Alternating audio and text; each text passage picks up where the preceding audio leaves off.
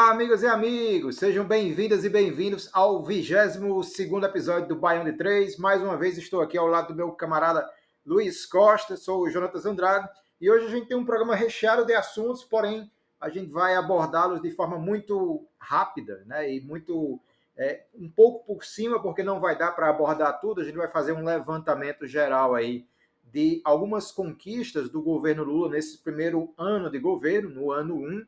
Então, são vários temas aqui, a gente vai abordando um a um com vocês, e tem um ponto negativo que a gente vai trazer também para destacar, que a gente considera que é um revés, né, que é algo negativo em relação à atuação do governo em seu primeiro ano.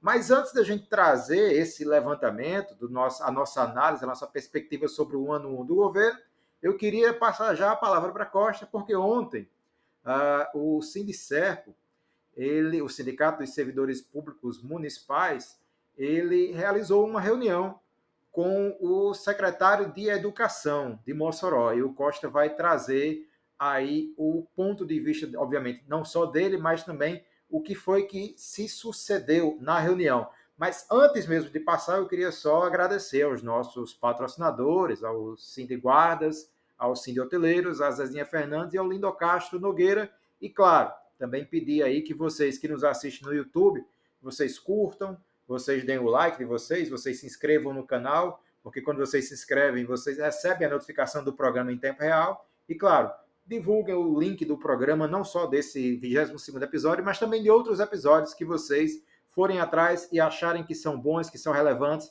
para que outras pessoas que são amigos, conhecidos, trabalham com vocês, fiquem sabendo aí do nosso Baião de 3, do nosso projeto. Então, mais uma vez, obrigado. E Costa, começando aí, sobre essa reunião, a reunião aconteceu nesta quarta-feira, né, com o Sindicerpo, ou seja, representando os servidores públicos municipais da educação, e juntamente com o secretário de Educação. Então, primeira reunião de 2024, né, nesse sentido, e aí o que é que você tem a nos dizer sobre os encaminhamentos, caso tenham acontecido algum encaminhamento dessa reunião, e qual foi o clima, o que aconteceu na reunião? Então lá, olá amigos e amigas, até plagiando aqui a saudação, né, do amigo João. Sindicato de Servidores Públicos Municipais de Mossoró, né, representantes da educação apenas. Sim.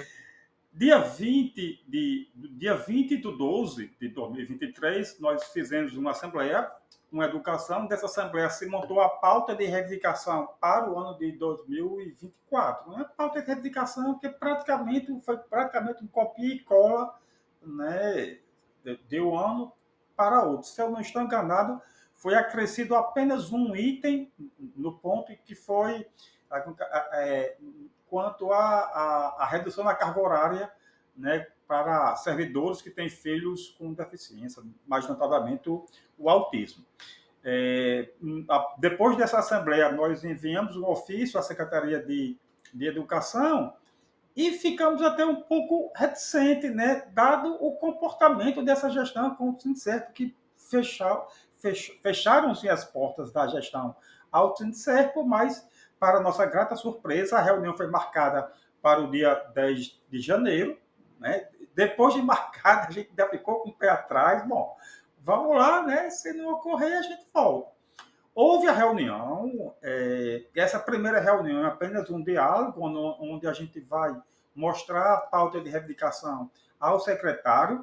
Daqui fica o meu elogio ao secretário, um cara que tem uma postura realmente aberta ao diálogo. A gente sabe que ele não é ali o ordenador é o ordenador de despesa da educação, mas até certo ponto, né? Ele não tem, vamos dizer assim, a caneta na mão para atender, por exemplo, o reajuste do piso. Logo também, diferente de Ubeone, ele está chegando agora, né? Chegou há alguns meses aí, o Ubeone já estava desde o início da gestão, por exemplo. Eu percebo a diferença entre o Beônia e ele. Eu vejo o Beônia vestindo muito a camisa da gestão, tendo uma postura muito política, fazendo questão muito de expressar os ganhos, de super, né, valorizar as ações. E eu acho que isso não é assim um comportamento que a gente espera em uma mesa de negociação. Sim. Eu sempre digo que o comportamento das pessoas, por exemplo, um sindicalista, ele tem uma forma de se comportar quando está numa mesa de negociação, ou quando está, por exemplo, numa manifestação.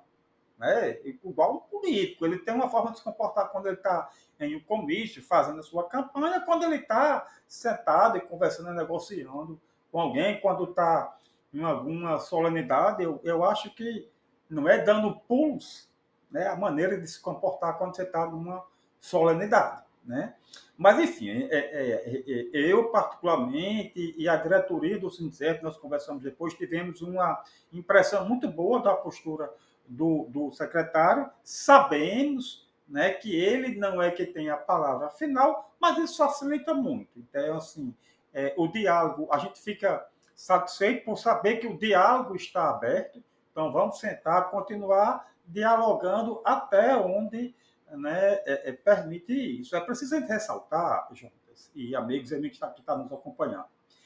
Quando a gente entra nessas pautas de retificações, nessas negociações, sempre o primeiro ponto que vem em mente de todo mundo é a questão salarial. O salarial, claro, não vamos negar, não vamos ser hipócritas, que realmente é o que mais pesa ali, né, dentro daquela pauta. Mas tem muitos pontos ali que basta uma boa vontade da prefeitura, que não tem sequer um impacto financeiro na prefeitura. Por exemplo, a gestão democrática nas escolas, que foi, inclusive, uma promessa de campanha do então candidato a prefeito, Alça Bezerra. Então, isso não tem um impacto financeiro, não vai onerar mais os cofres da prefeitura ele cumprir com essa promessa, que o Estado já é assim desde 2006. No segundo mandato, no início do segundo mandato de Vilma Faria, ela, né, atendeu essa reivindicação antiga da categoria. Nós já estamos chegando aí a 20 anos, praticamente 20 anos, 18 anos, né? Que isso já é no Estado, e no município não tem, né, esse modo de escolher os diretores. Outro ponto é a questão do repasse dos associados ao sindicato.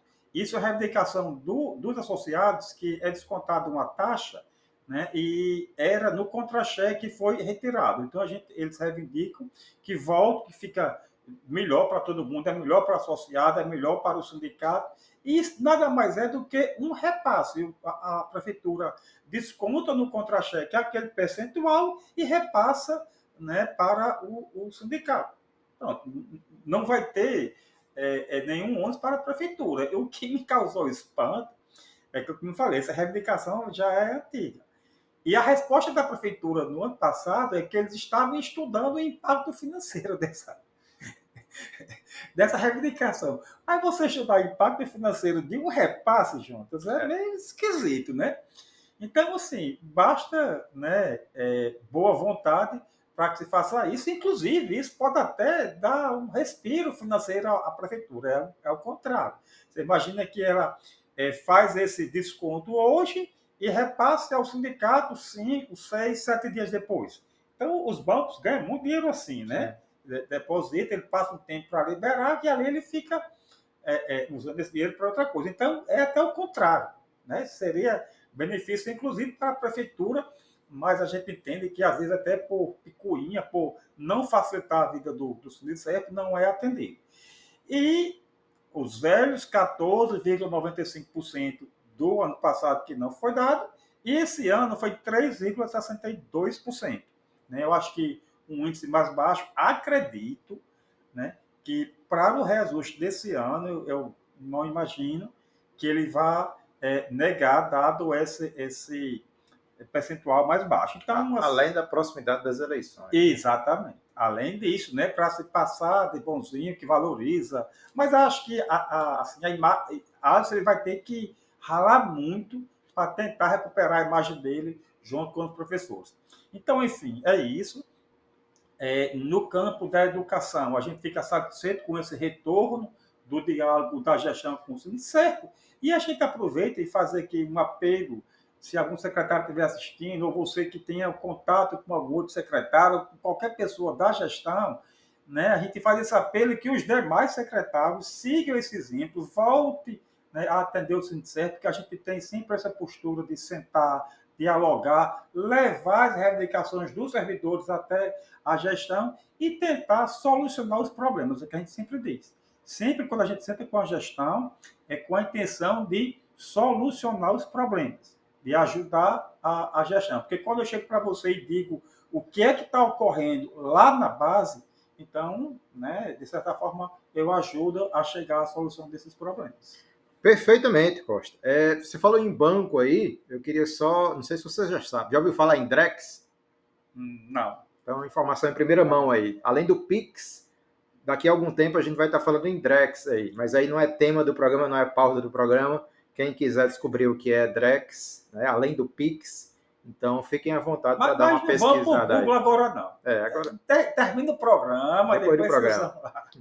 Bom, findada essa pauta acerca da reunião entre o Sindicerpo, nesse sentido representando os profissionais da educação, e o secretário de Educação moçoroense, a gente vai entrar agora na nossa pauta principal, que é justamente, a gente separou aqui 6 pontos, 6 temas, na verdade, pontos são vários, mas 6 temas que são temas que a gente considera que o governo conseguiu acertar. Então, só para dar uma amostra aqui dos temas que a gente vai trabalhar, falar um pouco com vocês aqui, a gente tem política externa, a gente tem economia, a gente tem educação, a gente tem segurança, a gente tem saúde e a gente tem a área social. Obviamente, daria para a gente ter colocado aqui a questão do meio ambiente, infraestrutura, investimento, enfim, outras coisas, né? Mas aí a gente preferiu trabalhar com esses 6 temas e dentro deles são 6 temas positivos, de 6 alcances, 6 áreas que o governo conseguiu trazer benefícios à população, ao país, e a gente traz também um tema negativo. Então, fiquem aí até o final que vocês vão saber, na nossa ótica, qual é esse tema negativo.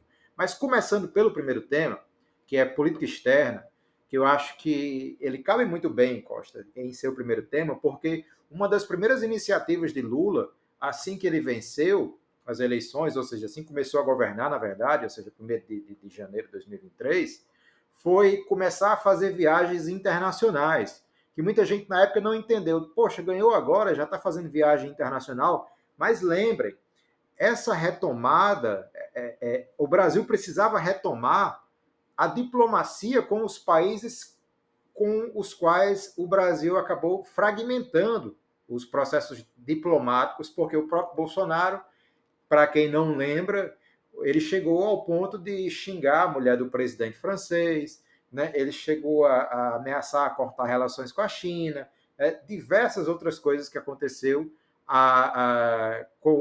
seja que o governo Bolsonaro, o próprio Bolsonaro falou, ou que ministros fizeram, ao ponto de a gente ver aquelas cenas ridículas, por exemplo, do Bolsonaro em agenda internacional, sozinho, no meio de outros presidentes e ministros, e o Bolsonaro sozinho lá na mesa dos comes e bebes, conversando com os garçons. Obviamente não tem nada, não há nenhum problema que ele converse com os garçons, mas na verdade ele estava totalmente perdido ali, não sabia o que fazer porque ninguém queria ficar perto do Bolsonaro, dialogar com o Bolsonaro.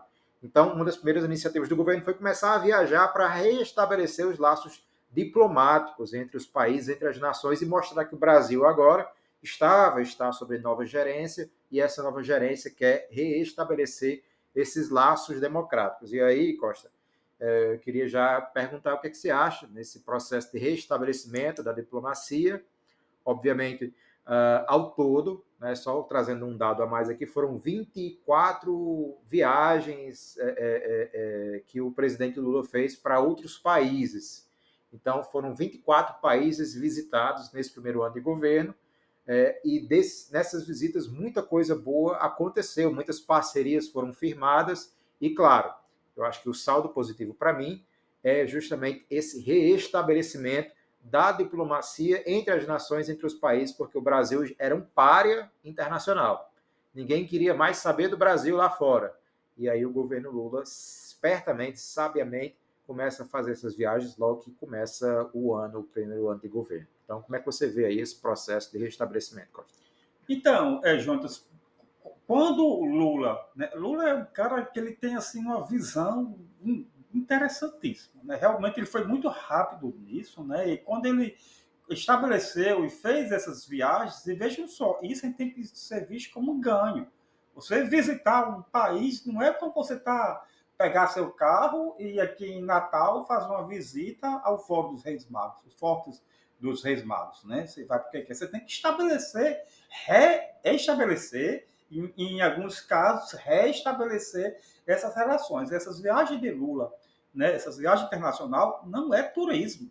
Eu vi algumas pessoas que, pelo amor de Deus, os problemas aqui no Brasil e o presidente está fazendo turismo, né, por aí afora, gente, sabe, são extremamente necessárias as relações. E outra questão, Jonas, é o seguinte: as relações entre os países, as relações não podem ter cunho ideológico.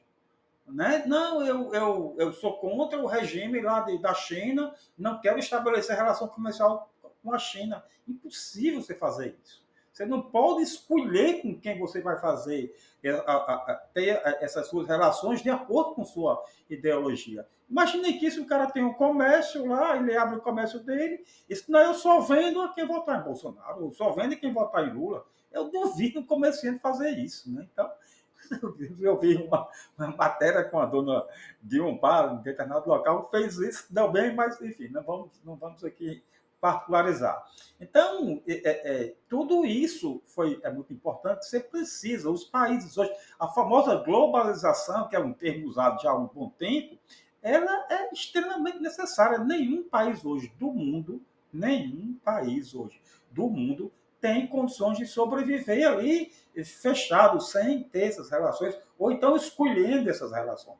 As relações precisam ser trabalhadas e essas viagens de Lula, né, enquanto estadista, né, é preciso entender isso, enquanto estadista, foram de uma importância enorme para o Brasil. Para não repetir o mesmo erro, inclusive, que a gente está vendo agora, que o Milei está fazendo, né? Ao queimar pontos com a China, e aí a China vai acabar estabelecendo novos negócios, novas demandas de negociação, de importação, de exportação com o Brasil. Né? Então, até mesmo a prática do Milei de queimar-se, né? Ou queimar-se ao queimar a Argentina e as relações com os outros países, porque supostamente são comunistas, né? A Argentina, a China, a Rússia e tal, isso vai acabar trazendo benefícios para o Brasil, que certamente vai conseguir manter e estabelecer negócios quando a China, por exemplo, não quiser mais negócios com a Argentina, como já demonstrou, e o Milei teve que bater as portas do FMI, inclusive agora, para poder conseguir o empréstimo. Né? Mas aí, outra coisa que o Lula fez, e que nesse sentido ele foi muito protagonista e muito corajoso, eu até coloquei somente aqui a condenação do genocídio israelense e o apoio ao povo palestino.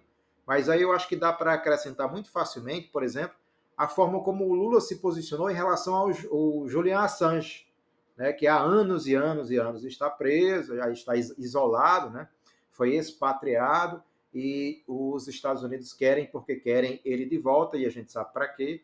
E o Lula foi uma das pessoas que frontalmente defendeu o Assange nas viagens internacionais que ele fez. Né?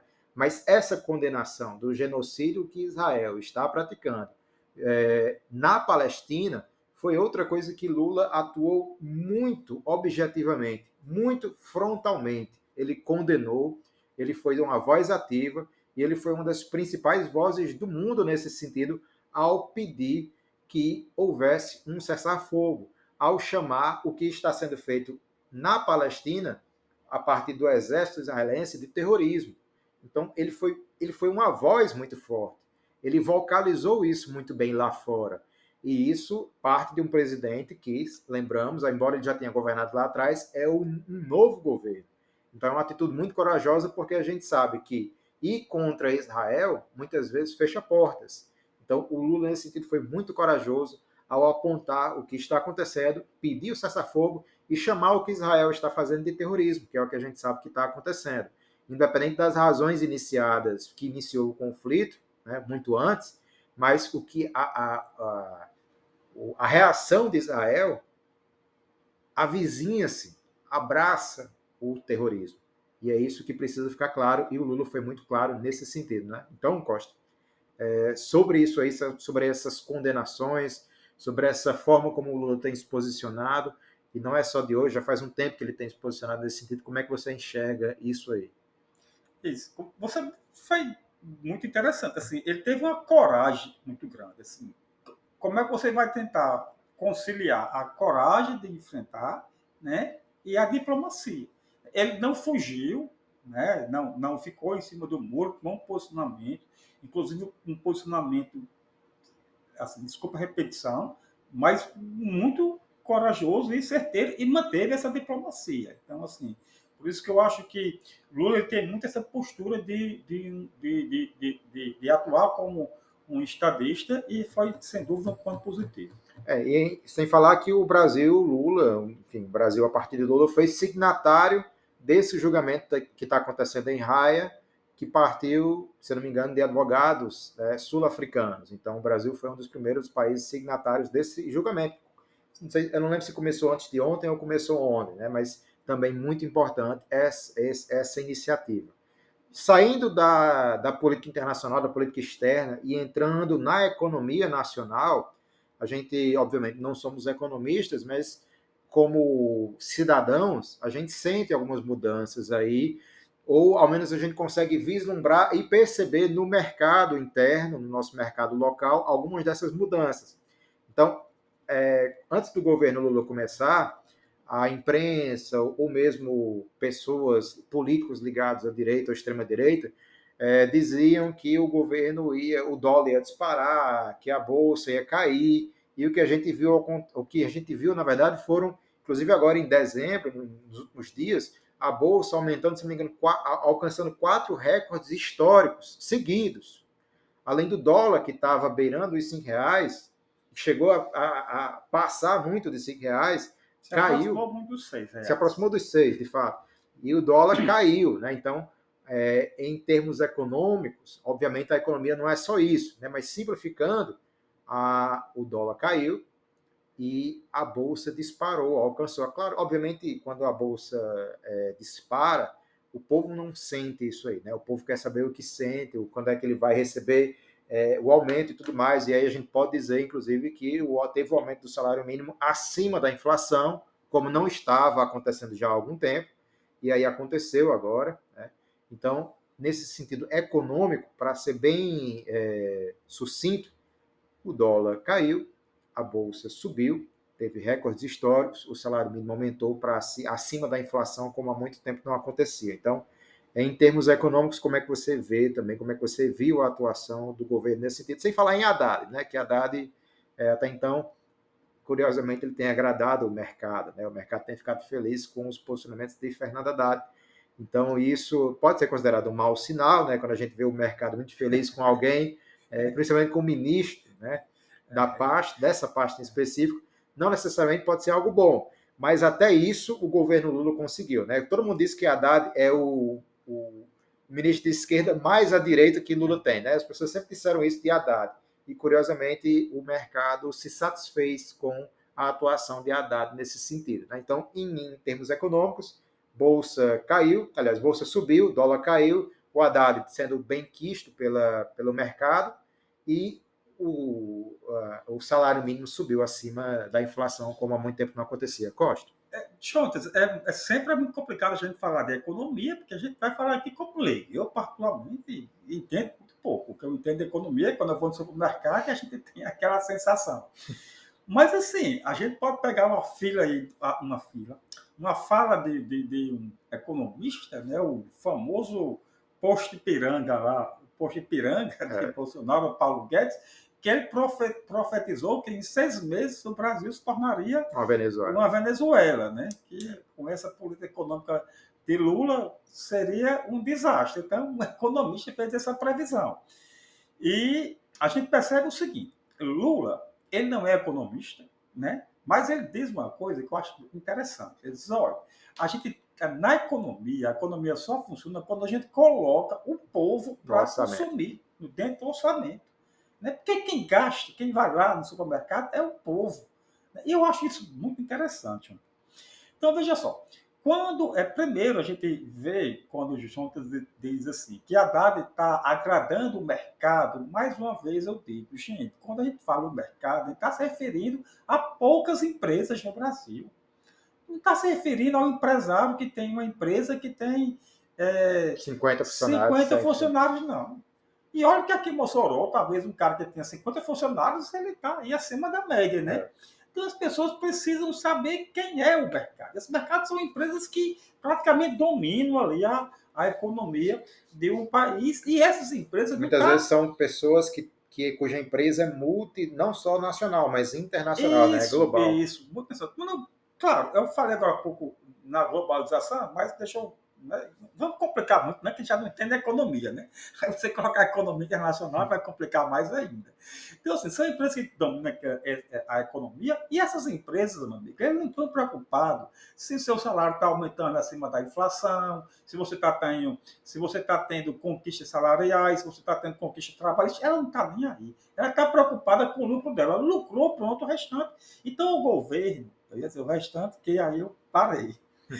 Então, o governo ele conseguiu agradar o mercado e Sim. conseguiu também restabelecer o que é muito importante, que é o ganho real do salário mínimo. A gente passou aí por 4 anos o trabalhador sem ter esse ganho real, que é a inflação, e principalmente a inflação dos alimentos, que é o que pesa mais naquela pessoa que vai lá fazer a sua feira, pagar no final do mês, né?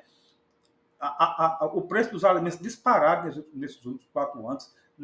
Eu acho que um grande ganho, né, do governo Lula, além de toda essa conquista, né, essa questão de agradar o mercado, do dólar baixar, a bolsa subir, mas ele conseguiu fazer com que os preços dos alimentos tivessem, no mínimo, uma freada. Claro, a gente sabe que há a questão de safra, a questão de determinados, né, produtos aumentam, diminuem, mas, no geral, houve uma redução. Às vezes não é tanto sentida no bolso, mas a gente percebeu, no mínimo, aquela freada. Os preços do supermercado, a gente sabe que não estão, né, com aquela disparada que a gente vinha e a gente não sabia até onde iria parar. Saindo da economia, mas também agora dentro de um setor que é deveras importante à sociedade, às pessoas, enfim, ao país como um todo, que é a educação. A gente tem aí 4 pontos dentro do campo da educação, mas para não debater todos, eu queria só lembrar que agora, entre um desses 4 pontos, essa semana, saiu o edital do concurso público unificado, né, que é um concurso público do governo federal para preencher vagas a nível federal, que ao que tudo indica vai ser um concurso que vai continuar ocorrendo a cada 2 anos. Então, assim, é um acerto do governo, já de cara abrir essa oportunidade para que muita gente. E é um concurso diferenciado, não tem aquela lógica que, inclusive, é muito discutida e batida em cursinhos. Então, ele vai priorizar muito mais assim, o conhecimento subjetivo das pessoas. Ele tem diferenciais que a gente não viu, e eu creio, dá para a gente dizer já, obviamente não aconteceu ainda as provas, mas pela estrutura a gente vê que é algo muito mais modernizado do que a gente andava tendo. Então, um acerto aí no governo, obviamente as provas não aconteceram, precisa se provar em si, né, o concurso público unificado, mas ele aparenta estar vingando e vai vingar aí.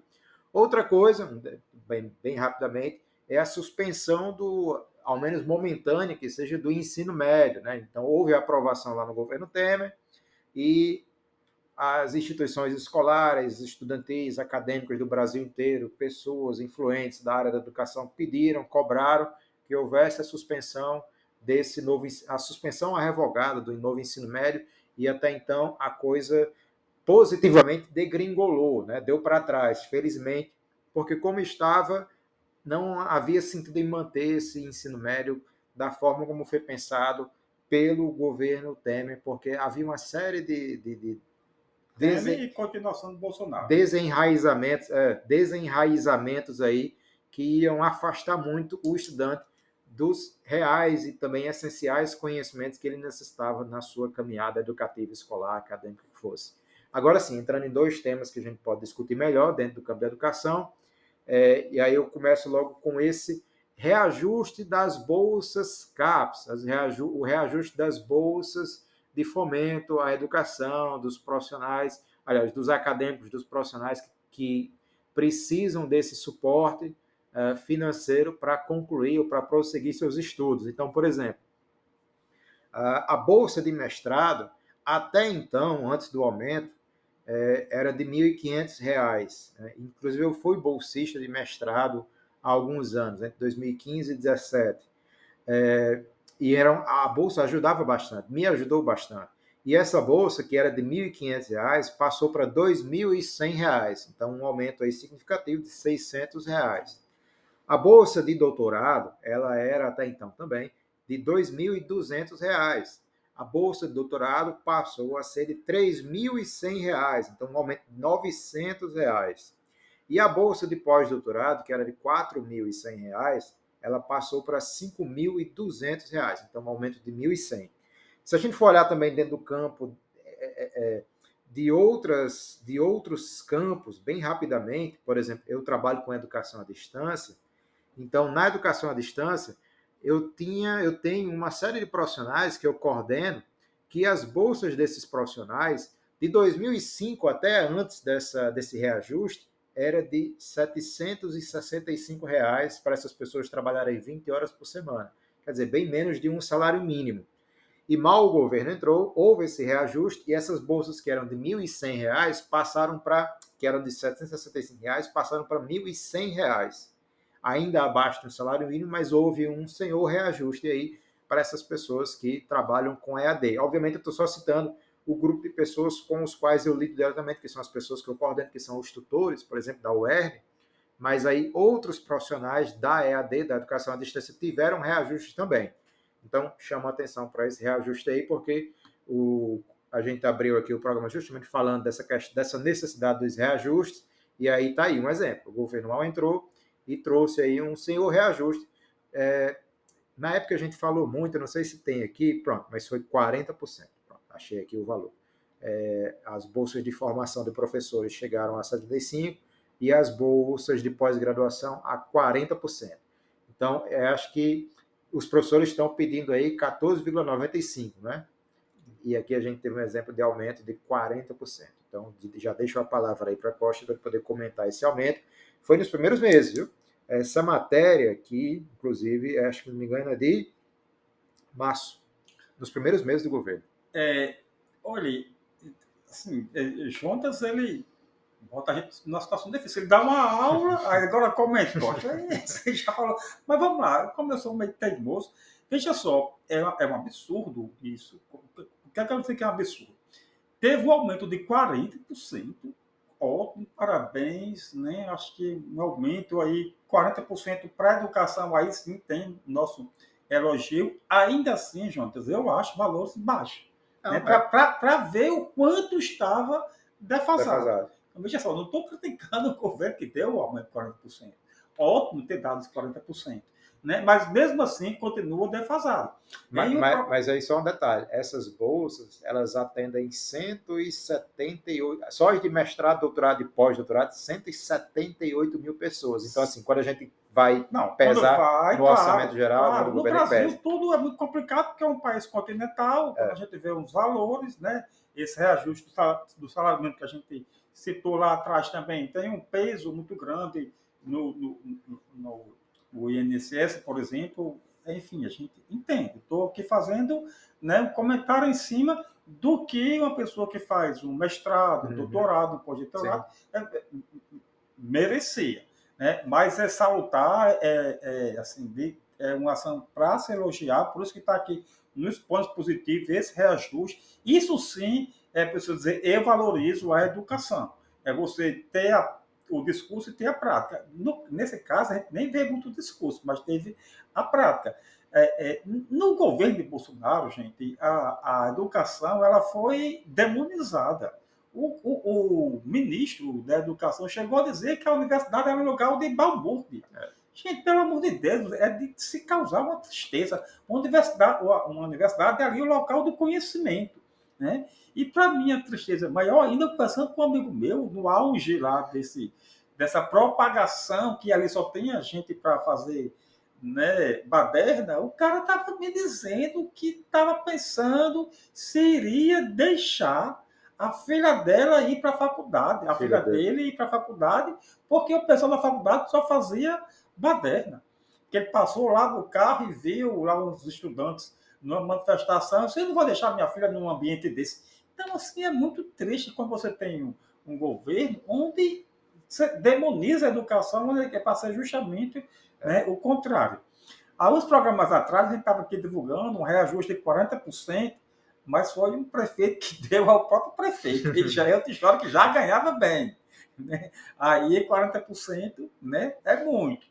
Os 40% é um reajuste legal, assim, queria eu ter esse reajuste, mas é bom, mas ainda precisa ter uma preocupação, ter um incentivo, né? Essa é a palavra que eu quero chegar. É um incentivo a se fazer mestrado, quem tem para fazer especialização, quem tem especialização para fazer mestrado, doutorado e assim, porque quanto mais conhecimento você tem, O país ganha também, né? e exatamente, maior o desenvolvimento, maior a independência, maior a qualificação do povo.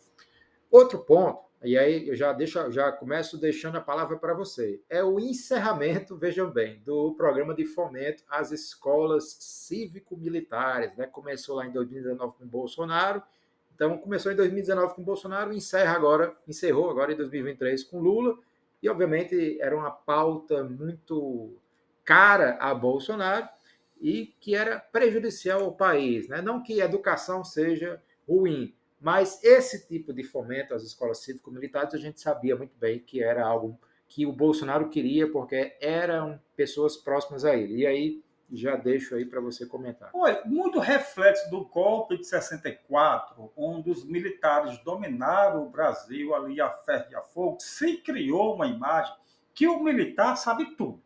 O militar sabe de economia, sabe de saúde. Se o militar dirigir um hospital, vai ser o melhor hospital do mundo. Se ele dirigir uma escola. Isso foi muito fruto de toda a propaganda que esse período militar incultou ao povo brasileiro. E isso fica ainda, né? Cria essa imagem. Gente, o papel do médico é estar lá cuidando da saúde das pessoas. O papel do professor é ensinar. O papel do militar, gente, é segurança da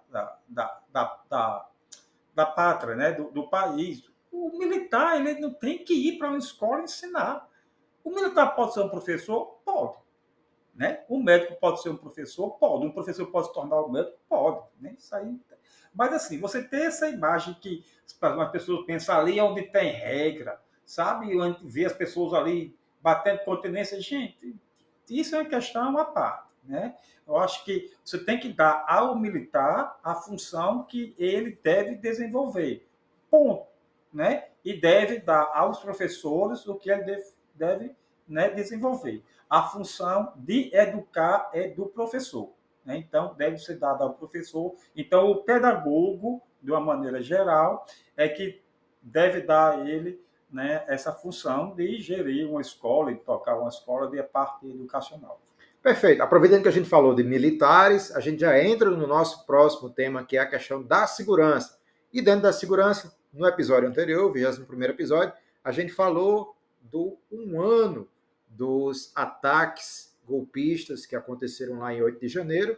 E aí o nosso ponto positivo dentro da questão da segurança é justamente a mão firme do governo no combate aos terroristas do 8 de janeiro. Então, a gente falou bastante disso no episódio anterior.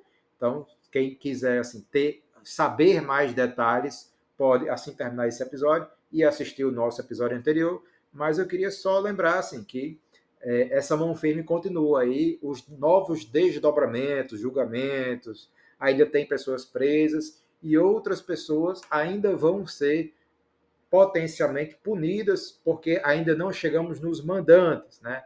Então é algo que ainda vamos descobrir quem foi que financiou de fato. A gente sabe, pode ter vagas noções ou até noções concretas, mas a gente só vai ter realmente o nome, a lista, quando todo o processo de investigação terminar. Então acho que a mão firme do governo no combate aos terroristas do 8 de janeiro foi exemplar nesse sentido e que os financiadores também sejam punidos, porque eles são as verdadeiras cabeças desse movimento terrorista que aconteceu, que quase colocou o país em derrocada, mal tendo saído de um governo que exaltava o fascismo, que pregava o ódio, e aí tentou golpear a democracia. Não foi o PT, não tentou golpear o PT, não tentou golpear Lula, tentou golpear a democracia e o país. Costa.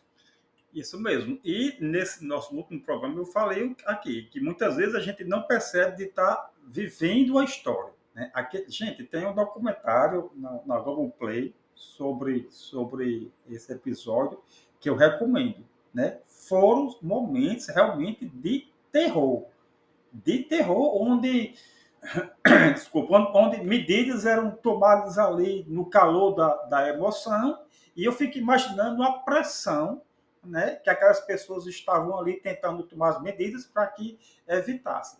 E não acho que é exagero. Foi uma tentativa de golpe. Né? O golpe ele não seguiu à frente porque ele não teve apoio da maioria dos militares, que se tivesse, o golpe teria sido se concretizado. Né? O governo agiu muito rapidamente para conter ali. Houve, sem dúvida nenhuma, também uma conivência do governador Ibanez ali na época. Lula estava em São Paulo, Arara, estava no interior de São Paulo, participando lá de um evento com o prefeito. Quando foi comunicado, entrou em contato com Ibanez, ele disse que estava tudo bem, ficou tentando maquiar a situação. Minimizar, né? Isso, minimizar algo que já estava ali bem nítido que ia, né, se tornar daquela forma. Houve depoimento também de alguns policiais. O documentário é interessante, que ele vai além daquelas imagens que a gente viu no dia e retrata muito as tomadas de decisões. Que decisões foram tomadas, né? Quais são as decisões que não foram tomadas também, que tem essa importância de não se decretar a GLO, Isso. né? Que naquele momento, se decretasse a GLO, o risco de golpe teria aumentado. Né? Então, eu fico imaginando, juntos, a tensão, né, das tomadas de decisões para quem estava ali naquele momento. Né? Então, e o que mais me espanta é que quando a direita, primeiro a gente citou no programa anterior, que ela criou a CPI do 8 de janeiro. Foi a direita que fez questão para investigar algo que a direita estava. Né? E outra questão assim que a gente fica admirado é quando se fala, não, porque não foi divulgada imagem. Gente, mais imagem do que teve ali. Eu sei quais são as outras imagens que devem estar escondidas, as 7 chaves que revelam algo que não já foi visto ali. Então, assim, foi um momento de uma tensão enorme, diria que a maior na história do Brasil até a do golpe de 64, né? E a gente muitas vezes não tem noção que está se vivendo a história e que se houve sim uma medida para conter o golpe, que a intenção era essa. Foi fracassada, graças a Deus, e graças à intervenção daquele momento. Mas foi realmente um momento de pressão e é preciso se elogiar a mão do governo nesse episódio. Bom, próximo tema agora é saúde. Então, a gente separou 2 pontos aqui, 2 conquistas ou 2 pontos de vista positivos que a saúde, a pasta ou a área da saúde no governo conseguiu se sobressair. E um deles é a revalorização das campanhas de vacinação. Né? Então, acho que não precisa nem abordar muito, porque a gente passou por um governo, o anterior, que basicamente colocava todas as vacinas em xeque, contribuiu para a morte de centenas de milhares de pessoas com campanhas contra a vacinação, anti-ciência, um governo anti-ciência, anti-cientistas, anti-científico. Então, anti-educação também, né? Tem muito a ver com a educação também. Então, essa retomada, até o Zé Gotinha voltou a ser protagonista do Brasil no Lula 3, né? No governo Lula 3. E outro momento positivo em relação à saúde é a retomada do Mais Médicos, que lá atrás sofreu muito, a gente sabe, na época do governo Dilma, se não me engano, né? por conta que houve toda essa questão ideológica acerca dos médicos, né? Médico cubano e tudo mais, mas começou todo aquele chafurdo ideológico de 10, 11, 12 anos atrás, né? Que culpabilizou pessoas honestas que vinham para cá para tentar também ganhar honestamente a sua vida, e às vezes recebendo, inclusive, menos do que os médicos brasileiros, mas não tinha médicos, enfim, e foram preciso buscar médicos em outro país. Então, a retomada do Mais Médicos, felizmente agora sem aquele barulho lá de trás, né? Então, assim, as pessoas caíram na real devido a esse... Muitas pessoas foram atendidas por esses médicos cubanos, sabem que não, a realidade não foi nada do que foi pintado, não eram pessoas desqualificadas, não eram pessoas que iam implantar chip em ninguém, enfim. Então, as pessoas caíram na real e esse tema, talvez se a gente não falasse aqui, talvez a gente nem estivesse lembrando que ele voltou a acontecer, né? Então, dois temas aí, Costa, para você comentar: a retomada a revalorização das campanhas de vacinação e a retomada do Mais Médicos. Vamos lá, primeiro as vacinas. Eu fico até surpreso, porque o governo Bolsonaro ele atacou tantas vacinas. Assim, quem foi criança lá no período da ditadura até lembra, o governo militar, né, ele tinha as campanhas de vacina, né, até aquela pistola, né, aquela marca de vacina que as pessoas brincam, né, é igual a marca de vacina, todo mundo tem. Né? Então, não entendo, não consegui saber a lógica, nem a questão ideológica, né, que fez com que Bolsonaro atacasse as vacinas, talvez por picuinha, porque ali no início a Covid ainda é um pouco desconhecida e ele fez aquele depoimento que ia ser uma gripezinha e que ele tinha histórico de atleta, enfim. A gente não vai aqui elencar as besteiras que ele disse no período da pandemia.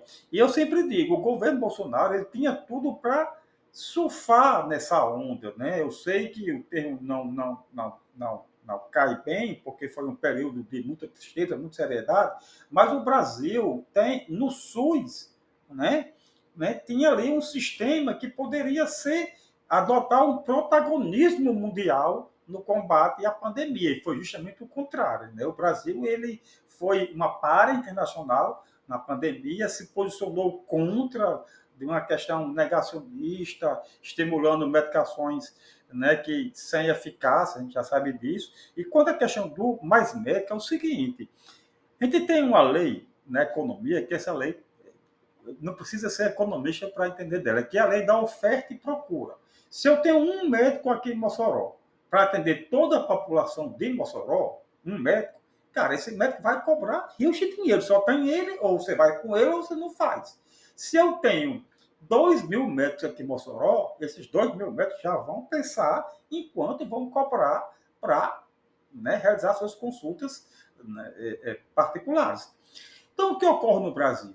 O Brasil tem uma quantidade de médicos reduzida e, além disso, uma quantidade de médicos muito concentrado nas grandes cidades. Por quê? Porque são nas grandes cidades onde se tem o poder financeiro maior. E é para onde os médicos, quando se formam, vão. Então, sabe que quando o médico se forma, ele se forma, além de pensar em desempenhar a medicina, também tem uma questão financeira melhor. Isso aí todo mundo tem, não vamos aqui entrar nesse mérito.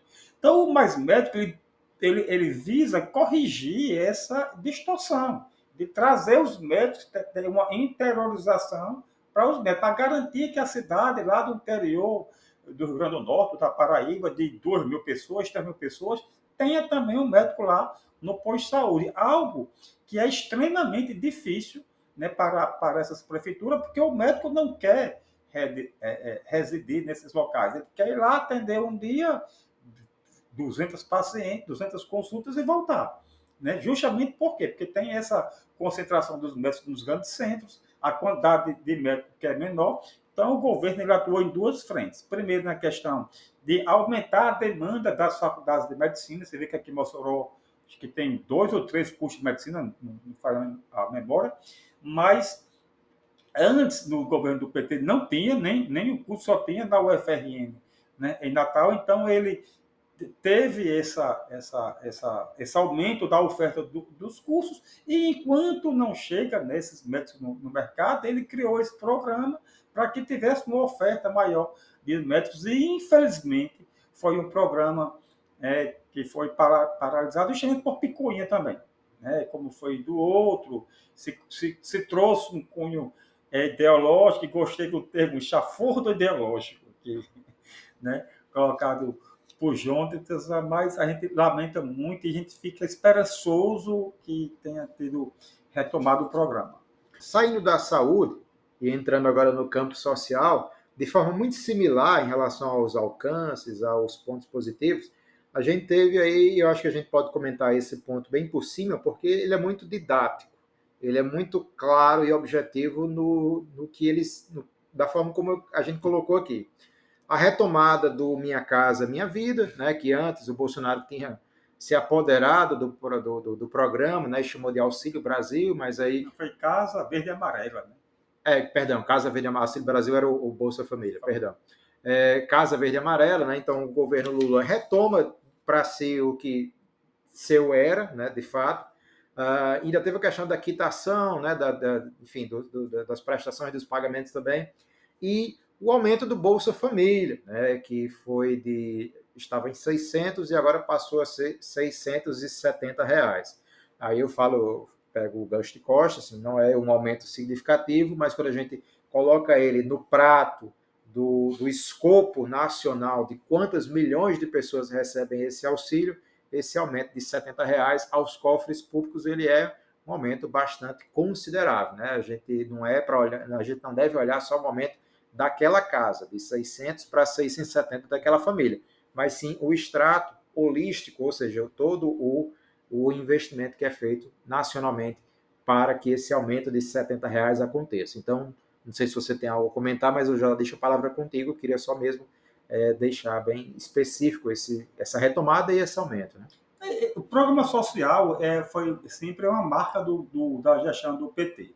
Minha Casa Minha Vida, né, já foi no programa de Dilma, né, realmente excelente, né, ela toca no ponto que é muito importante, que é a moradia. Né? Você, sem ter um teto para morar, é muito difícil. E o Bolsa Família, muitas vezes contestado por muita gente, ele dá dignidade àquela pessoa, né, que tem essa dificuldade e muitas vezes é contestado por muitos. Ele não quer fazer nada depois de Bolsa Família, quer ofereça um serviço para ele com um salário digno, que eu tenho certeza que ele vai preferir esse salário do que ter lá apenas o Bolsa Família. Então, assim, dois projetos sociais que têm, de fato, um alcance social muito bom e que precisam ser elogiados e continuados. O Minha Casa Minha Vida ele saiu em 2009, né? As vésperas do governo Dilma, né? Dilma começa em 2010. E, como prometido no início do programa, a gente falou que ia trazer 6 temas positivos, que foram alcances benéficos do governo para a população, e também a gente ia trazer um ponto negativo. E esse ponto negativo, em nossa ótica aqui, a gente considera que tenha sido a exoneração da ministra Ana Moser. Por quê? Né? Primeiro que tem um viés político aí. A Ana Moser saiu... Aliás, primeiro de tudo, ela era uma pessoa especialista na área. Primeiro porque ela foi uma grande atleta, contribuiu bastante com o esporte do país. Então, segundo porque era uma mulher. Então, assim, a gente fala tanto, né, que precisa de mais diversidade nas pastas, nas áreas do governo, nas áreas de chefia, nos ministérios, e a gente tinha a Ana Moura. Claro, obviamente, o governo tem a Marina Silva, tem a Simone Tebet, enfim, a outra, a Aniele Franco, por aí vai.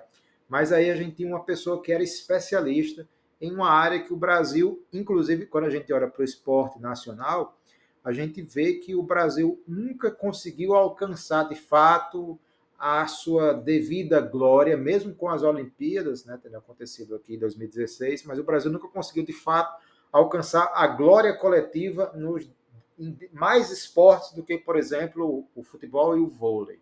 Né? O basquete teve seus momentos, né? A natação teve seus momentos, a Fórmula 1 teve alguns momentos, né? Mas aí no todo a gente sabe que só o futebol e o vôlei têm mais protagonismo dentro do campo coletivo dos demais esportes no Brasil. E a Ana Moser teria sido, foi durante um tempo, uma figura essencial para a retomada do campo, do investimento da fé no esporte brasileiro como um todo. Mas, infelizmente, por politicagem, ou seja, para dar vaga a uma pessoa ligada a um conluio, ou seja, a um conchavo que houve, a Ana Moser teve que ser exonerada, e quem entrou, se não me engano, foi o Fufuca, né, o ministro Fufuca. Qual Então, partido? eu digo já, não sei se era o União, talvez não seja o União, mas eu digo já.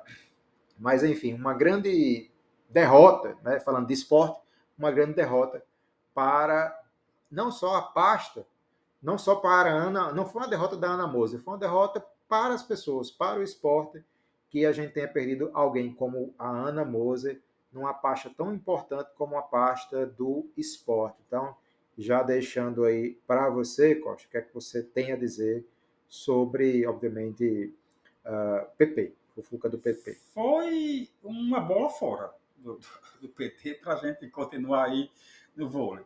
Né? Uma bola fora, Ana Moser, ela tanto foi essa pessoa do esporte, né? E como tinha uma desenvoltura política também. A gente percebia que ela tinha essa capacidade de fazer isso e foi horrível. Acho que eu posso até estender para colocar outro ponto negativo, que é essa política que o PT tem de formar a base aliada. Né? Então, assim, o PT tem na sua base aliada, na sua composição, União Brasil. Não é isso? Né? Então, União Brasil, gente, ele é formada pela a união de dois partidos, o DEM e o PL. O PL foi o partido que Bolsonaro foi eleito em 2018.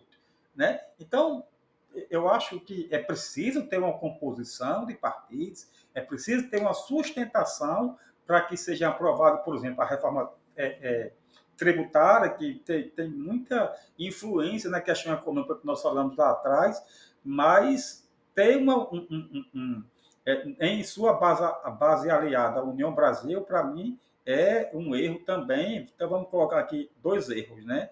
Esse de tirar a Ana Moser, que é justamente já essa política de acomodar os partidos. Né? Então, eu já estou tentando aqui, juntos, misturar os dois erros que eu vejo. Né? A saída de Ana Moser já para acomodar, né, um ministro, que é uma indicação do PP, né, justamente por essa política que o PT tem de formar a base aliada e não ter um critério, ser mais criterioso. Não, com esse partido não dá. Né, que é um partido muito fisiológico e vai causar problemas, como assim o PP é fisiológico, o União Brasil é fisiológico, são partidos que têm muito a cara do Centrão. Né? Que o Centrão ali, para mim, desculpa, é um dos cânceres do Brasil, é o Centrão. O Brasil perde muito em eleger, em ter, praticamente na sua maioria, em ter no Congresso um Centrão forte. Então, eu até, se Jean também me permitir, colocar aqui esses dois erros, né? A demissão de Ana Moser, para acomodar um político do PP e a formação da sua base aliada sem ser tão criterioso. Além disso, você tem um ministro chamado Fufuca. Não se o cara for competente, não, né? Se for competente, pode se chamar até Bolsonaro. Você pegou pesado agora. Ah, tá vendo? Então, Fufuca. Mas eu prefiro Fufuca do que Bolsonaro. Gente, é isso. 6 acertos do governo, obviamente 6 áreas em que houveram acertos. A gente pautou aqui até mais de 6 acertos, deve ter uns 15 ou 20 aqui. E a gente trouxe aqui um ponto negativo, que o Costa somou mais um aqui, também do governo nesse primeiro ano. Então, e iniciamos com a questão da reunião entre o Sindicerpo e o ministro da Educação, e o secretário da Educação moçoroense. Já está colocando o cara lá. Não é? O cara nem começou direito. Se você ainda não está inscrito no nosso canal, se inscreva no nosso canal, dê o seu like, que é a sua curtida no caso, porque ajuda com que a gente chegue a mais pessoas, chegue a mais lares, a mais dispositivos, tablet, celular, enfim, telefone, notebook, por aí vai.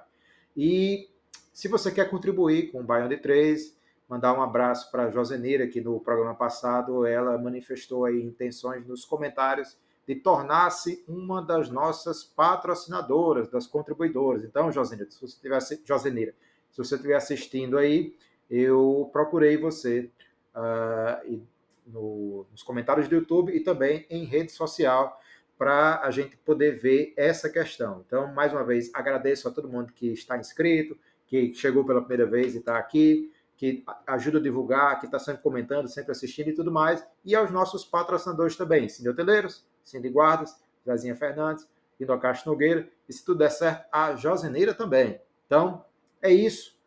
Esse foi o 22º programa do Baião de 3. Falou, valeu, até mais e tchau.